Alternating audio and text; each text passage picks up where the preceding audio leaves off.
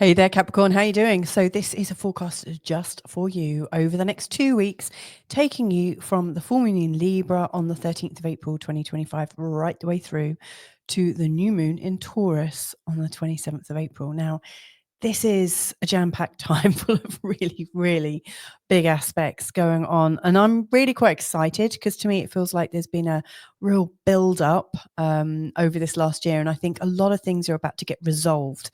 So I'm very, very excited about this. So what I'm going to do in this shortish video, I say shortish, I really want to give it a good decent amount of time to give you some sense of what's been going on in your life. So probably around about half an hour is probably how long it's going to be. But I'm going to take you through what's coming up, like in terms of what aspects are showing, and then tell you how they're likely to be applied, what that might mean to you and how you might best work with those astrological aspects, the astrological weather, the planetary weather that's coming up. How's it going to affect you? So that's the whole purpose of this. So if you're new to this channel, hi, my name's Louise Satana Munson, and this is my creation, Feel Good Astrology. The whole idea of this is to use traditional, I say traditional, like modern astrology, really, in a way that helps to create a sense of freedom. So that, a lot of astrology can seem a little bit fatalistic, like, people might say, oh my God, you've got moon in Pisces. This means this is going to happen. You're going to be an alcoholic or something like that. That's not how I do astrology. I really look at it from a place of how can I help someone find choice and freedom and possibility. So that's the aspect I'm looking at it from. That's how I'm looking at it. If you're new to the channel, so welcome.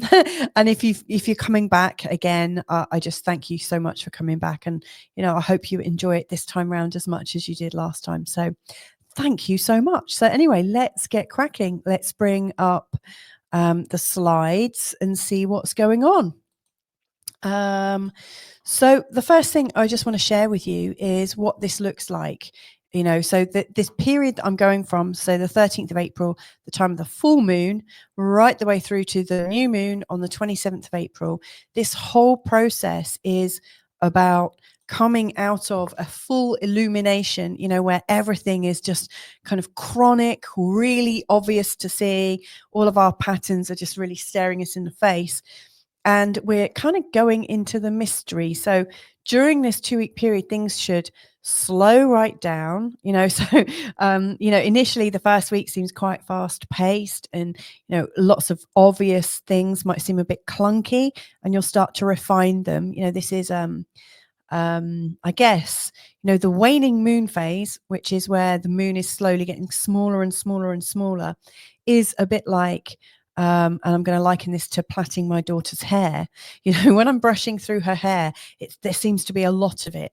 And so gradually over this 2-week period, you're going to be creating the sections and learning how to interweave them. So that they are a bit tidier, they make a bit more sense, and that you get a lovely, clear and clean space, at the end of it, as my daughter gets a nice plait. And I have to say, I put my hand up, I'm not very good at plaits. I need to really practice. But anyway, that's the idea. So this is a time of discernment, refinement, slowly letting go of the things that aren't working for you and bringing things back into order.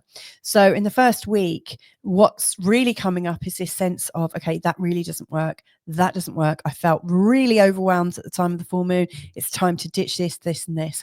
And so it's all the obvious things, things that maybe you felt stressed out about, things that kind of tripped you up a little bit, things that really don't suit who you are right now. And then as you come to this third quarter point, halfway through this period, you can see there's just as much illumination on one side as there is mystery and darkness on the other side. And in the second week, we're all going into this kind of mysterious phase where really we don't have much to go on. We're going internally into our own mind-body system. We're noticing things from their feelings and sensations. We're going deeper into our intuition. And it's a time to have faith and trust in life and to really trust in the process. And, by the time of the new moon, it's an opportunity. And I invite you to do this. And that's to sort of clear the slate, just like give yourself a really lovely, clean space from which you can absolutely imagine it's like soil in your gardening. You've got some beautiful new seeds, some new thoughts to plant. And you've got just the right soil to put them into. So I really see that. Sorry, I've got really itchy nose. In this second week, you're clearing the space and getting clearer in your mind, clearer in your body.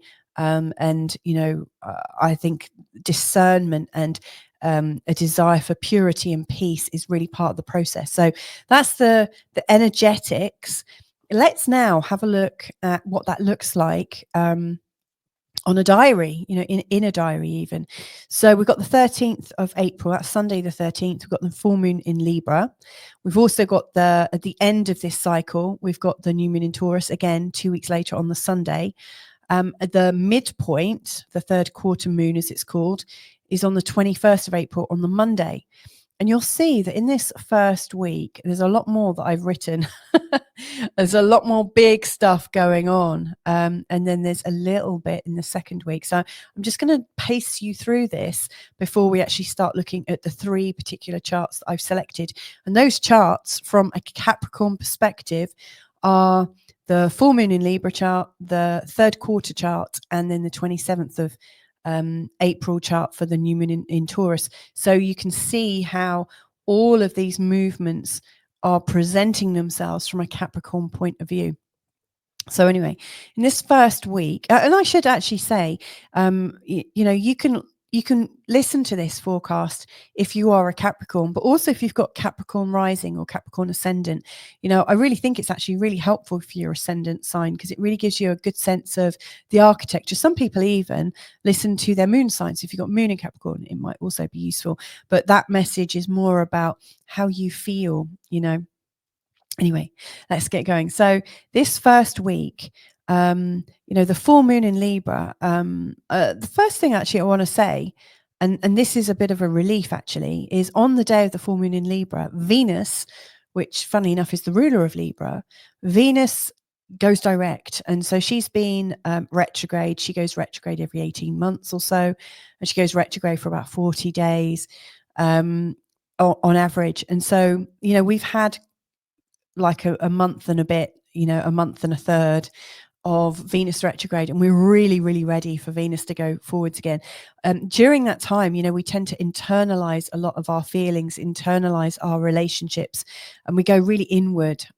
We can be very sort of retrospective, and often during that time we're wondering about our exes and all stuff from the past is coming up. We're doing a lot of reviewing. And so when Venus goes direct, I think that's going to be a collective sigh of relief. I want to talk a little bit more about that actually in terms of this collective sigh of relief, because also, in astrology, we talk about the inner and the outer planets. And so the outer planets are Pluto, Uranus, and Neptune, not in that order, but they are like the really slowest moving planets. And then the inners are the sun and the moon, but they don't go retrograde. And then Mercury, Venus, and Mars. Now, Mercury, Venus, and Mars all go retrograde. Mercury goes retrograde roughly 3 times a year for 3 weeks at a time. Mars goes retrograde every couple of years for a short while. And then Venus goes retrograde every 18 months. Now, what we've had since December last year is we've had all 3 of them pretty much as a tag team going retrograde. So I really remember the 6th of December when that almost reminded me of that brilliant Earth, Wind and Fire song there. Do you remember? But it's not December, it's September they're talking about. But anyway, I'm a big Earth, Wind and Fire fan. But anyway, back in December, Mars went retrograde, and Mars really slows things down when he goes retrograde. We come out of our vitality. We start to feel really trapped and not able to move forwards and take action. So he went retrograde. Mercury was retrograde during this time as well. And then as we came into January, Mars was retrograde all the way through right until I think around the 20 something in February. And then when he went direct again, we had a little space. And then I think about 6 days later, Venus went retrograde, Mercury went retrograde, Mercury's now direct, Mars is direct, and finally Venus is coming direct. So to me, it feels like from the 6th of December until the 13th of April, we've had 1 or 2 personal planets retrograde at the same time, with the exception of about 6 days in between, at the end of February until the 2nd of March. So, you know, these personal retrogrades really work on us at a real personal level, you know, at a level of identity. And so if you've been feeling really quite off since Christmas or just a little bit before Christmas, you can be completely forgiven for that. Truly, trust me. Like our vitality has been down, our mind, our ability to think things through and communicate has not been up to, as brilliant as usual. And because of that, we've been feeling quite off in our relationships as well. So this has been a real sort of turning point for us all. Also, let's not forget, we've just had the North Node change signs, Neptune has changed signs, and before this all happened, Pluto changed signs. So this is happening at a time of massive change. So this 13th of April, the full moon in Libra, to get back to this forecast, is to me a really big step forwards, because we are coming out of this retrograde period. Now, Mars is still in what's known as the retrograde shadow. He's going to be in the retrograde shadow until the 2nd of May. However, later on this week, on the 18th of April, Mars will go into Leo, which was the sign he was in before he went retrograde. And I think we'll be feeling much more confident, much more fiery and vital and kind of spunky, like our joy, our feeling of adventure and playfulness will return. And I think that's really quite significant. So the 13th of April, this full moon in Libra, it's got some very strong astrology, but I also think it's representing us coming back into ourselves in a much more significant way. The very next day, Saturn makes a conjunction to the North Node.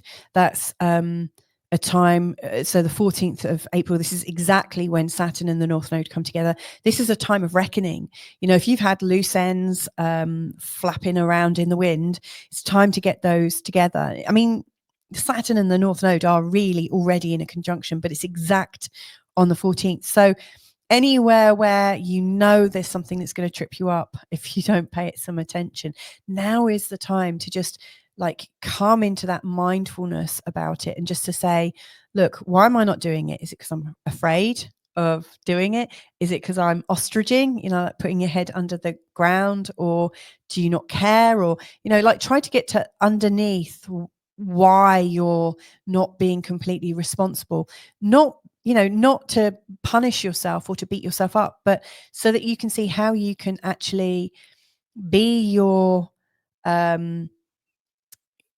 desired karmic expression. Like Saturn and the North Node can really show where you stand strong for why you're here. Like you can really feel your purpose. But of course, if being your purpose in life and feeling that sense of raw, strong feeling, if that's difficult, you might shy away and almost kind of sort of self-destruct.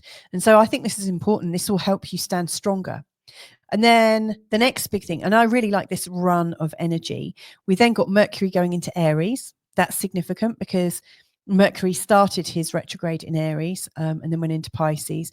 The fact he's going into Aries is another symbol to me that Mercury is about to kind of get stronger again, that your thinking is likely to get sharper, much quicker, much more incisive. Your communication is more likely to be, that it makes sense. Can you explain that, please? Whereas where Mercury's been in the sign of Pisces, we've all been kind of drifting around in our sentences and whatnot. So that's helpful. Mercury is going to help us think much more straight and, direct. It's really helpful. Then on Thursday, Mercury makes a conjunction to Neptune, and that incisiveness is mixing with creativity. So it's like incisive creativity. Can you imagine? Now, this is also significant because Mercury is making his first conjunction with Neptune in the sign of Aries. And this marks a whole new pattern. Neptune's going to be there in Aries for the next 14 years or so. And so every conjunction with Neptune with Mercury, is going to be in this sign thereafter. So this is a whole new kind of moving your ideas forward creatively in a great way. So this is a great time for birthing. Then, like I said, Mars moves into Leo. We're starting to feel a lot more courage to be ourselves, and courage to be playful, and we know the kind of action we want to take. And then to top it off, on Saturday, the 19th, the sun goes into Taurus, which I think is a really nice energetic change. And then Mars makes a trine to Neptune. Now, this is quite helpful. So not only are we having Mercury making his first conjunction with Neptune in Aries, we've got Mars making his first connection to Neptune in Aries too. And this particular connection is a trine. It's helpful. So Mars and Neptune are kind of working beautifully together. So again, your ideas are going to be more insightful and creative. And then you'll have the action. You'll know what action to take to help this manifest. And then on the 20th, this is a really, really helpful day. The 20th of April, Venus makes a conjunction to the North Node. We're really in our heart in terms of the direction we're moving in. We're really feeling it as a soul's calling. And then there's 3 sextiles that are also taking place. Now, exact sextiles. There's a lot of sextile energy. Sextiles are like the building blocks of life. They are, the more sextiles there are, the more bricks we're putting into, or puzzle pieces are coming in. Like when you're doing a jigsaw and all of a sudden you get a flurry because you see a few pieces and they just slot into place. That's like sextile energy. All of a sudden things come together. There's a sort of busyness about it. And so I really think the 20th of April, if you think about the flow of energy here, all of a sudden there's this real sort of upward swell. And then we come to Monday, the 21st, the third quarter. And now our attention is going a lot more inward. We're having to go into the mystery a lot more to understand what's going on, a lot more into our intuition. And this is where some of the bigger patterns are taking place. So what I haven't said already, and you'll see this when I pull the charts up, is that there is a grand a grand cross or a grand square formation that's happening around the time of the full moon.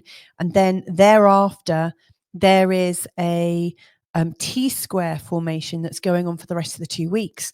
And that's involving Pluto and Mars. Mars and Pluto are coming into an exact opposition at the time of the new moon in Taurus on the 27th of April. Now, this is a very, very strong aspect.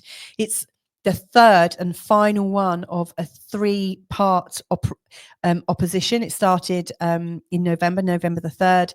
Then we had our second one on the 3rd of January, 2025. And this is the last one. And after this, the energy will disperse. Looking forward to that, I have to say.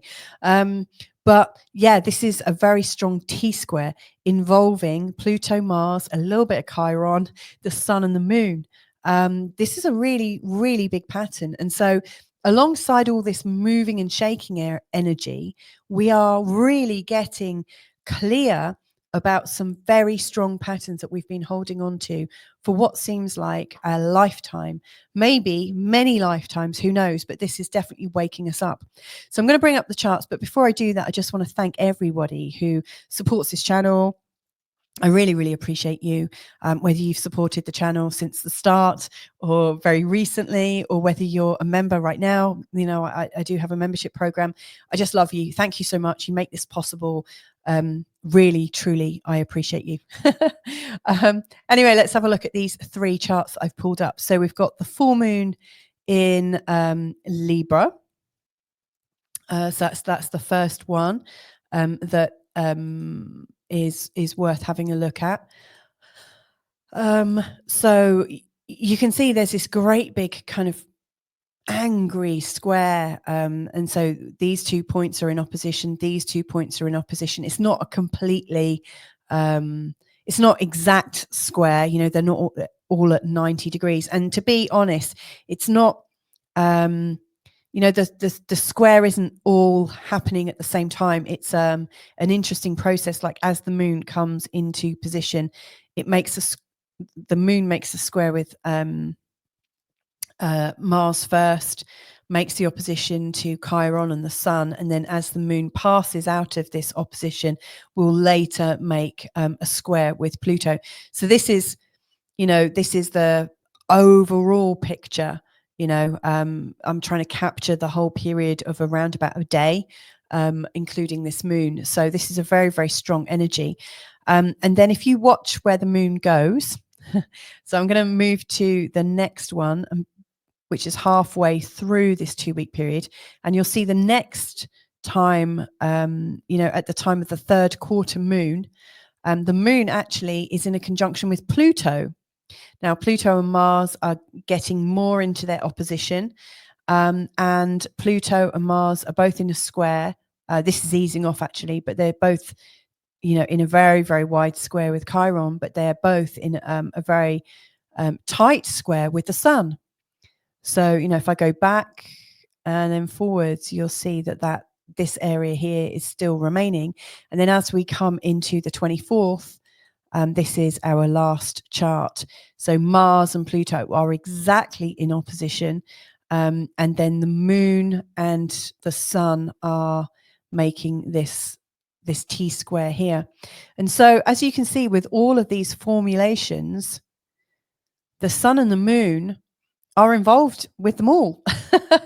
They are completely in this whole process the whole way through. So the most important thing to work out now, Capricorn, is how is this affecting you in your chart?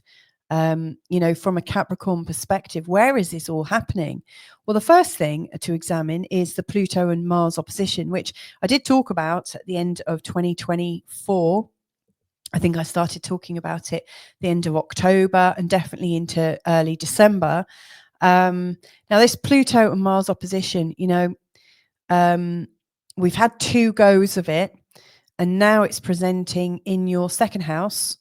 And at the start of this forecast, Mars is technically in the 7th in the sign of Cancer, but by the end of this, you'll see Mars has shifted into Leo. So the most important thing is to remember Pluto and Mars across the 2nd and 8th houses. Now, this is going to form a new pattern, by the way, because, every couple of years, Mars is going to go into opposition with Pluto, and Mars will always be in this opposition here and Pluto always here, because Pluto is going to take 20 years to come out of this sign of Aquarius. So this is an ongoing thing, a challenge from your second house to do with how you're earning money, and also how you're managing your resources, and how you're feeling about your resources, and also how you feel about your intrinsic value. Do you feel like you're valuable? And Pluto here can show the lengths that you'll go to retain money, the lengths you'll go to earn money, and the lengths that you'll go to prove your value. And then here, Mars, the 8th house, sorry, I'm still recovering from a really nasty bout of flu, but Mars in the 8th house is really activating this part of your chart to do with shared values and shared resources that you have with partners, or maybe family members, or maybe banks and mortgages and things like that. Anywhere where you kind of own your house, but you also don't, because you've got to pay to be there, and your bank ultimately can kind of kick you out if you're defaulting on your mortgage. So, it's that this bit here it can be a really uncomfortable place. And so Mars and Pluto highlighting these 2 areas. The fact is, you really want to be able to control all of your money, really want to be able to control it and not have to even interact up here. And yet there is this real strong desire to make waves here and to open up with people here and to take direct action. And yet there's a side of you that's saying you can't do that. You can't trust these people. I can't trust my family members. I can't trust my partner. So to me, it feels like you've been at odds, not knowing which part to focus on and which to release on. And so this is going to be exacerbated during this whole 2-week period, because this is just coming in for the last time. And you may have experienced this over, the course of this whole opposition. So November the 3rd, January the 3rd. So it's worth thinking what was going on around the time of November the 3rd and January the 3rd. How are you feeling about money and your own power and your own sense of value? Were you feeling full of purpose, or were you feeling kind of like where's my value? what's happened, like how were you holding on to things? Because so far that's quite a lot of information, and if this does ring a bell, you'll probably know what happened then. When you think about what action you took, did it work? Was it helpful? Did it aggravate it? So you've got a few clues along the way. If I was in your shoes, Capricorn, I would probably journal a little bit or make some notes. I'm not so much for an actual journal. I've got loads and loads of bits of random paper. Like I buy books, but always end up writing on random bits of paper, or I've got loads of little documents shared on my cloud, so you might do this in a completely different way, but it's worth recording, like send an email to yourself or something dated for the next time this happens, which will be in a couple of years' time. Like, start talking to your future self. Look, this is what I was going through at the end of 2024, early 2025. Start sowing the seeds so you know what is coming up. Like, you'll struggle with money, you'll struggle with sharing, the responsibility of money, the struggle of, can I trust the people that I'm co-creating with, and all sorts of things like that. And what this means to you and your self-value is a huge thing. Now, this is also going to be in a square to Chiron and the Sun on the day of the full moon. In fact, this full moon really kicks it into gear. So, the moon up here in the 10th house, in this part of your chart, really focusing on your career. It feels like you're really exposed around the time of the full moon, and that can feel very sensitive. You might feel like your weaknesses are exposed, and that you maybe aren't as protected as you might prefer to be. And then the Sun down here in the 4th house is really showing where you want to be. You want to be hidden away. You don't want to be facing this in the public sphere. It feels like you're actually really quite vulnerable. Now, interestingly, Chiron is also at home. So you want to hide away, and yet hiding away is also bringing up an amount of pain. So, I wonder what hiding or retreating has meant to you. When did you first kind of just step back from a situation, and why, and how did you handle that? Because I think that's also added into this whole energy that's going on right now, because actually it's really wise when something is heated, something is embarrassing, something is showing you up, or something is kind of out of your control, there's not much you can do about it. It's actually wise to take a step back. And that's the great thing with Capricorn. You have oodles of discernment usually. You are the most discerning of all the signs, I would say. So, how did you make discernment equal unsafe, and what can you do about it now that you are a card-carrying adult? Is it possible that you can talk to your younger self and realize, actually, no, I'm okay. It makes sense to retreat. It doesn't mean I'm a coward. It doesn't mean I'm ineffectual. What it means is I'm taking my time to make different choices. Things are quite wild right now, and it's not the right time to make a big decision for my future. I'm going to give it a couple of weeks. I'm going to see what comes up. I'm going to see how I feel. And from that, I will know what to do. And that's, I think, probably the wise thing to do, is to recognize that, when you take your time, you're giving yourself an extra choice. And anyone that's like, woe betide anyone that's trying to rush you into a decision around this full moon. Yeah. And, in fact, around the time of the full moon, your Mars is still in the 7th house, showing other people almost kind of like goading you to make a decision, like really getting in your grill, like getting in your face, like, come on. And so you may well find that you're a little irritated around people around that time. So it makes sense for you to retreat a little bit. But like I say, don't take retreat or sitting back as a sign of failure or anything. It's actually really safe and wise. Now, I will be talking about your career and ambition in a separate forecast, and also your love, like your relationships and connection, in a separate forecast. So, this is really laying the foundations. It's not all bad, but I really see that this is a very important 2-week forecast for everyone right now. There's some really big ends of patterns coming up, giving us this new fresh approach, which is coming, by the way.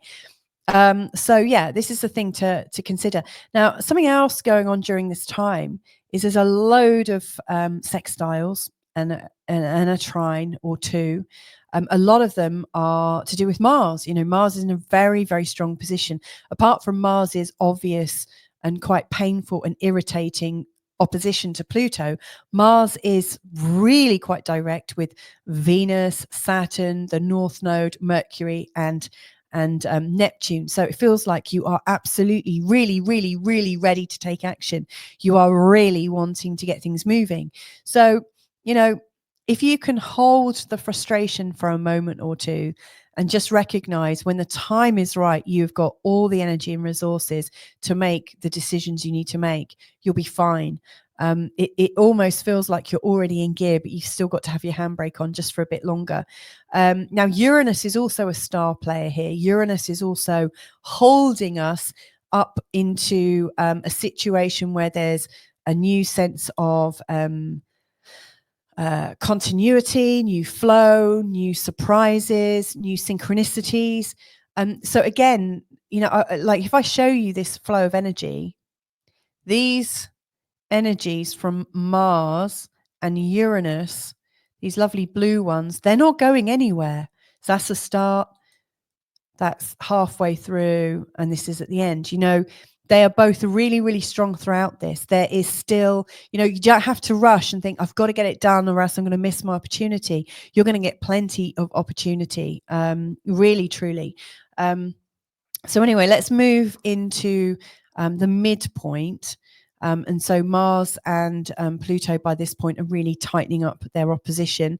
And of course, the moon is in a conjunction with Pluto. So you may well feel really, really justified for wanting to control things about your work and absolutely about your money and how you do things. You'll probably feel a little out of control because, you know, the moon and Pluto will do pretty much anything to retain control. And it's not always that obvious. The moon can be quite subtle. So be very wary if you feel like someone's playing manipulation tricks on you. And also notice where you might be manipulating people to get that sense of retained control. You know, it's entirely possible that you might be the trickster playing around, but you know what's underneath it is the desperation to feel secure about your money.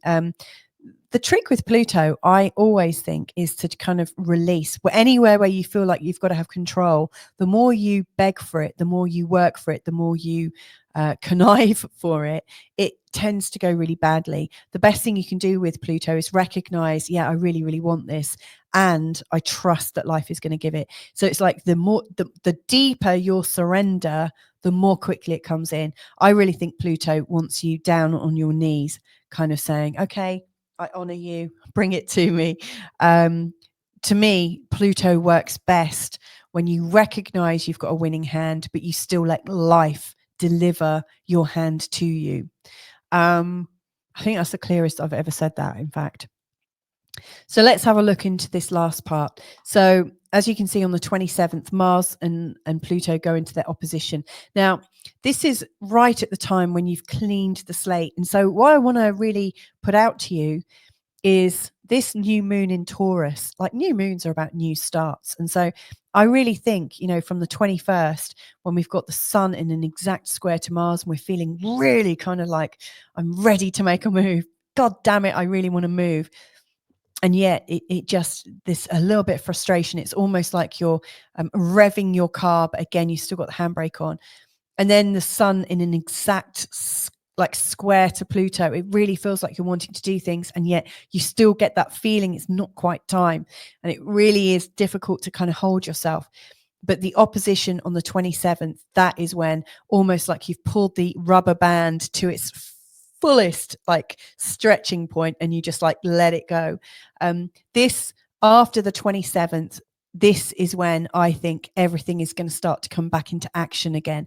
You know, especially if you've got any strong Scorpio in your chart, or if you're related to a Scorpio, if your partner's a Scorpio, if you've got Scorpio ascendant or Scorpio moon or something like that. Most likely the Scorpio in your life has been really out of sorts. I've got Scorpio ascendant and my husband's got Scorpio moon. I've got 2 Scorpio boys. We've all been very, very quiet since this opposition has come in. It has really kind of pulled us apart. So after this point, things will start to come back together again. And where we are really wanting to move forwards, and where we know we've got determination, we can suddenly get it into gear. And this is where the new moon in Taurus comes in finally. Now, this is a lovely clearing point.